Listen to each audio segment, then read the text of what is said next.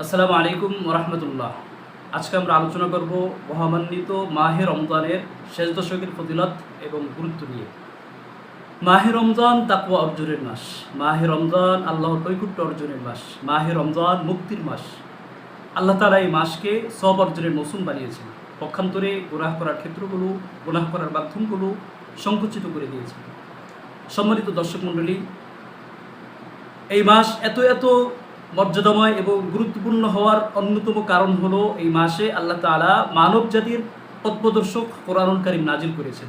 এই মাসের এক রজনীতে, বেজর রজনীতে, কদরের রজনীতে আল্লাহ তাআলা কোরআন মাজিদ নাজিল করেছেন।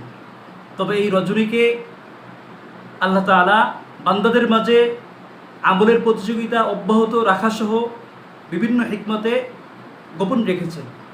এই রজনীকে হাজারো মাস থেকে অধিক উত্তম ঘোষণা দিয়েছেন। তাই তো আল্লাহ রসুল সাল্লাল্লাহু আলাইহি ওয়াসাল্লাম অন্য সময়ের তুলনায় শেষ দশকে এসে এই রজনী অনুসন্ধানের জন্য আমলের মাত্রা বাড়িয়ে দিতেন। সহিহ বুখারীর 2024 নং হাদিসে বর্ণিত হয়েছে, কারণ নবী সাল্লাল্লাহু আলাইহি ওয়াসাল্লাম ইদা দাখালাল আশ শাদ্দা বিজরাহু ওয়া আইকাদা আহলাহু ওয়া আহইয়া লাইলা।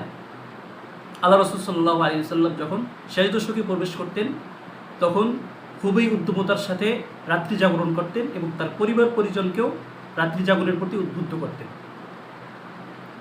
শুধু তাই নয়, এই মহামান্বিত রাত্রি অনুসন্ধানের লক্ষ্যে পাওয়ার জন্য আল্লাহ রসুল সাল্লাল্লাহু আলাইহি ওয়াসাল্লাম এই শেষ দশকে ইতিকাফ করতেন, মসজিদে অবস্থান করতেন। সহিহ বুখারীর 2025 নং হাদিসে বর্ণিত হয়েছে, কানা নবী সাল্লাল্লাহু আলাইহি ওয়াসাল্লাম ইয়াতাকিফু ফিল আশরিল আওয়াখিরি মিন রমজান। আল্লাহ রসুল সাল্লাল্লাহু আলাইহি ওয়াসাল্লাম রমজানের শেষ দশকে ইতিকাফ করতেন। এমনকি তার উম্মতকে শেষ দশকে লাইলাতুল কদর অনুসন্ধানের জন্য আদেশ দিয়ে বলেছেন। সহিহ বুখারীর 2017 নং হাদিসে ইরশাদ হয়েছে, তাহাররাউ লাইলাতুল কদরি ফিল আশরিল আওয়াখিরি মিন রমজান। তোমরা রমজানের শেষ দশকে লাইলাতুল কদর অনুসন্ধান করো।